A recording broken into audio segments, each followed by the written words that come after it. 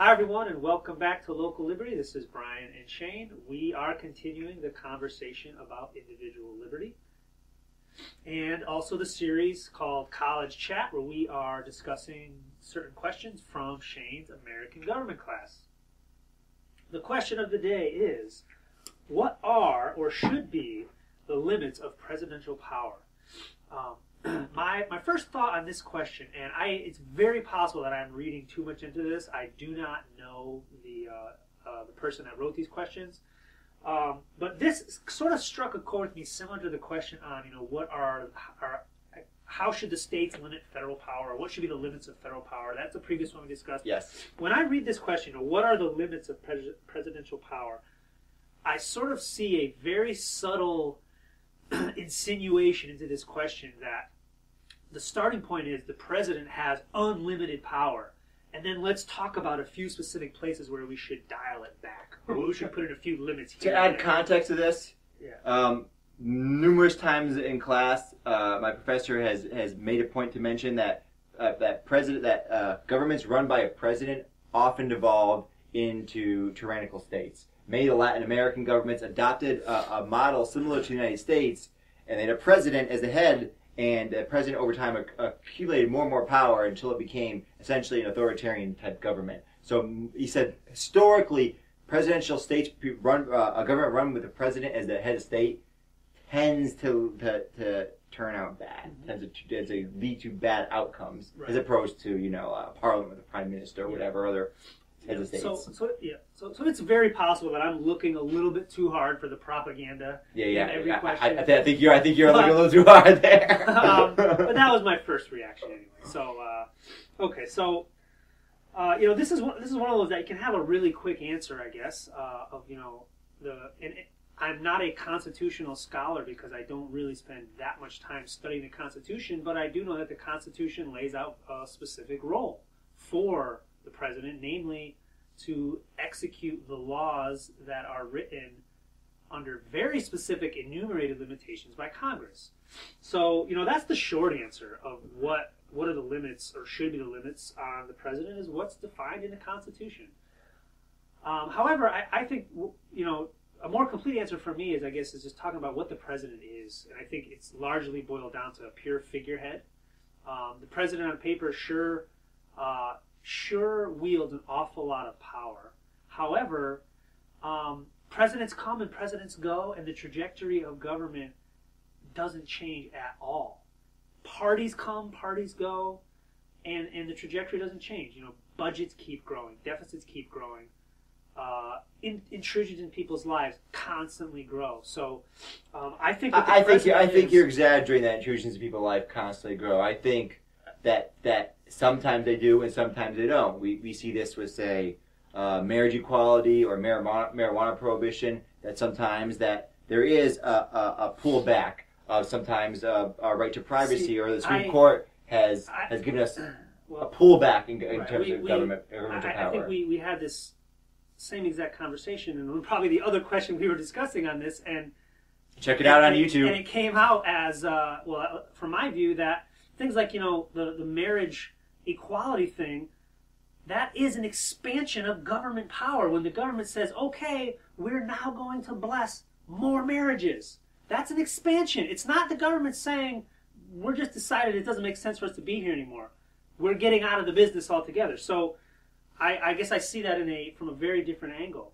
But you gave it a thumbs down, I gave it a thumbs up. You can check out our episode on the Scores decision about gay marriage and see the epic argument. Actually, it wasn't that much arguing. We actually largely agreed, but we had some minor points where I ended up going thumbs up and you went thumbs down. But pretty much, yeah. Okay, that's the fun of politics and political shows, the arguing. But back to what the president is in terms of how the state, behaves. The president is a figurehead that is extremely useful to control people's anger, to control people's opposition, because let's say right now there's millions upon millions of people in the United States that are angry, pissed off as a hornet, mad at Barack Obama. And let's just assume a Republican or a right-wing this or that is going to win the presidency, And those 100 million people are all of a sudden like, oh, everything's better. And they're unless it's Donald Trump. No, then the world's going to end. Well, I think Donald Trump will have exactly the effect I'm talking about, unfortunately, is millions of people will just breathe a sigh of relief that everything's going to be better. Oh, God. And then, but if we if we rewind the clock back to 2008, there was millions and millions and millions of people who despised George W. Bush. And he was well worth your hate, folks. And then what happens? I despise him too. The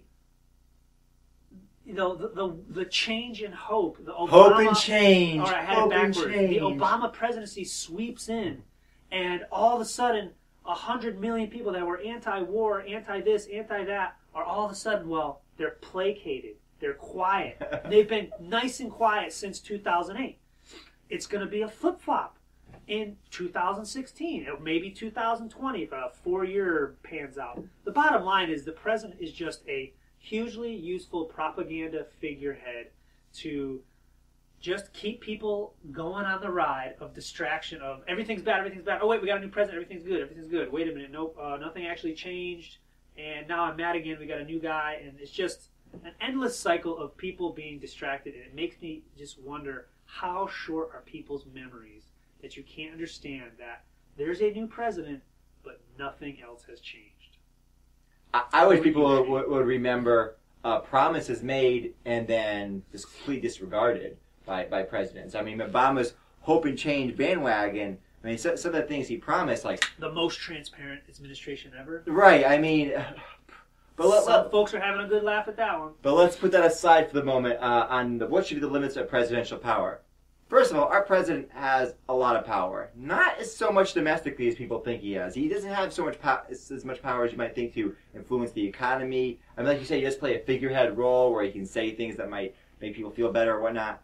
But he has one, which I just find incredibly ridiculous power, and that's the power to basically kill people, make war on other countries. Outside of the United States, our president is a dictator who can do whatever the fuck he wants. Let's send some missiles in. Let's send some troops in. Let's kill a bunch of innocent people. I mean, this is just astonishing. There's a limit I would like to see placed on our president to not just to arbitrarily and unilaterally just start wars with people. Yes, you might say, oh, well, technically it's not a war, or technically it's not this or that, but that's what it actually is. When we bomb people, when we kill people abroad, it's going to war. It is warfare. Another thing I would like to see a president... Mass murder. Right, yes, thank you, Brian. Mass murder by government is known as the euphemism of war. War, exactly. The warfare state is horrible, and our president is in terms of military power, is the most powerful man in the world because he can just do what he wants. I mean, people, they talk about Vladimir Putin and what a horrible guy he is. And yeah, he is. He's a terrible person. And yes, he also can invade countries and do horrible things. But when our president does it, the reaction is often dramatically different. It's like, oh, well, he's justified. Oh, well, killing a bunch of innocent people is justified. We just bombed a hospital, I think in Afghanistan, was it?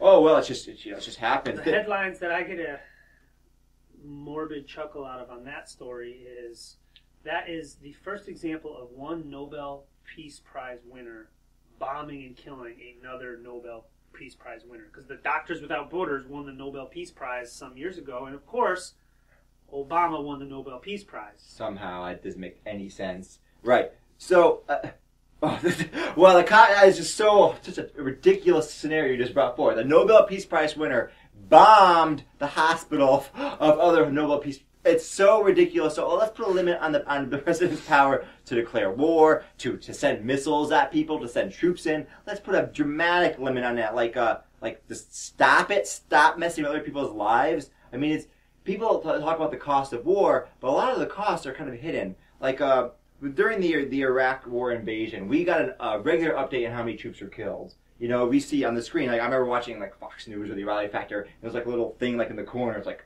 134, 135. But wasn't reported were the thousands of civilians, not combatants, not people in Saddam Hussein's army, but just innocent bystanders that died. Those numbers, whoa, let's just put that aside.